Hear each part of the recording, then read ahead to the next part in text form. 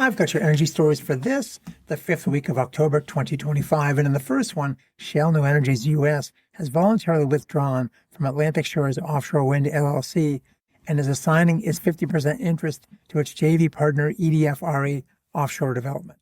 Atlantic Shores was intended to develop over 5,000 megawatts of offshore projects 10 to 20 miles off New Jersey, with its first phase of 1,510 megawatts awarded a contract in 2021 to deliver energy to New Jersey. In March, the EPA withdrew its fully executed clean air permit, at least temporarily crippling that project. Well, the U.S. may be intent on severely maiming offshore wind, but it's going all in on nukes. Last week, the Trump administration signed a deal with Brookfield Asset Management and Cameco, owners of Westinghouse, to develop at least $80 billion in nuclear reactors. The U.S. government will arrange financing and assist with permitting while receiving a 20% share of future profits after initial payment of $17.5 billion to both of those parties. That profit could then be converted into an equity stake of up to 20%, making all of us taxpayers part owners. Who knew? Some estimates suggest that the project could support 6 to 10 large reactors.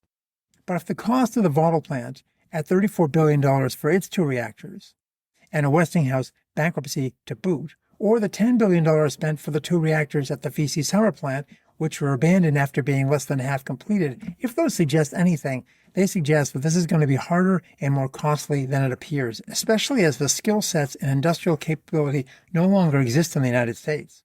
Only a few companies, for example, make the reactor vessels, and the U.S. is not one of them. And during his Asian tour, President Trump announced major projects to advance Japan's previously announced $550 billion investment commitment to strengthen U.S. industrial base.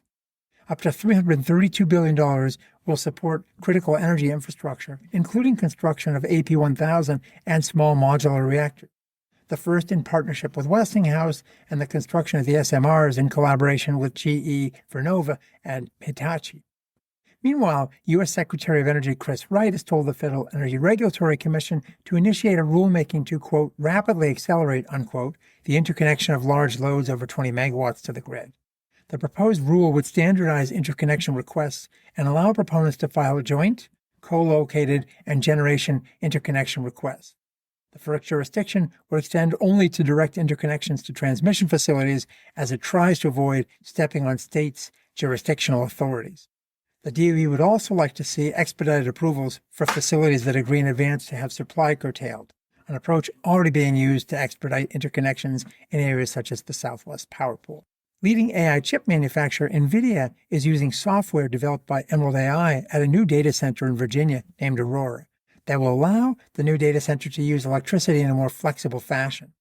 Aurora will be built to a new certification related to flexible power that's being co-developed by Emerald and Nvidia, along with grid operator PJM and the Electric Power Research Institute.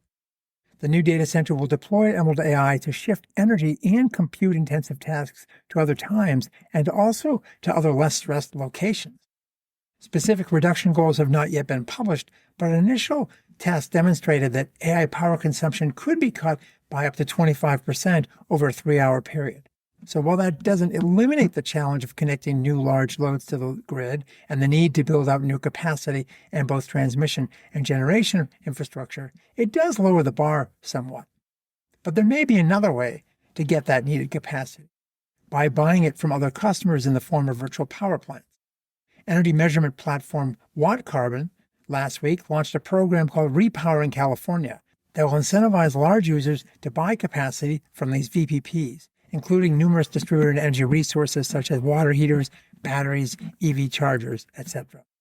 WattCarbon would then certify and offer certificates attesting to the amount of flexibility and extra capacity those VPPs add to the grid. Well, one company that may benefit from such an approach is SolarEdge Technologies. It also provides distributed energy resources and VPPs, and it is now announced that it's enrolled over 500 megawatt hours of residential battery storage into virtual power plant programs across 16 U.S. states and Puerto Rico.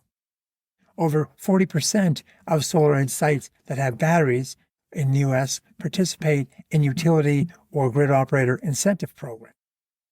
And in other news, Ford has stopped production of its F-150 Lightning electric truck at its Rouge EV Center in Michigan after a fire at an aluminum supplier's factory.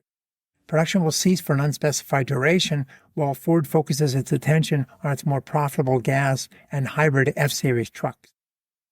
Also in Michigan, glassmaker Corning says its new silicon ingot and wafer factory has come online, the first such factory to do so in over a decade. The plant is located on Corning's Hemlock Semiconductor campus, with Hemlock providing the polysilicon that will feed the wafer factory, and it will produce over 1 million wafers daily. Corning notes that it has a strong future market, with 80% of its polysilicon and wafer capacity already contracted over the next 5 years. It plans to grow the solar business to generate $2.5 billion annually by 2020.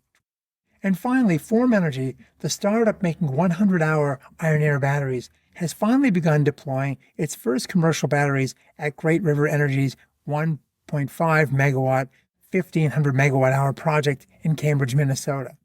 That project was announced 5 years ago, and it's expected to be fully operational at last next year. CEO Matteo Jaramillo noted in a recent conversation that the AI explosion is driving his business to expand quickly, noting that it has more near-term demand than anticipated through 2030. Form already has over 200 megawatts and 20,000 megawatt hours under contract, but it may need to raise more capital to further extend its manufacturing facility. Jaramillo also noted he expects the company to close numerous additional deals, quote, imminently, unquote, with announcements expected between now and early next year. Well, that's all for this week. Thanks for watching, and we'll see you again soon.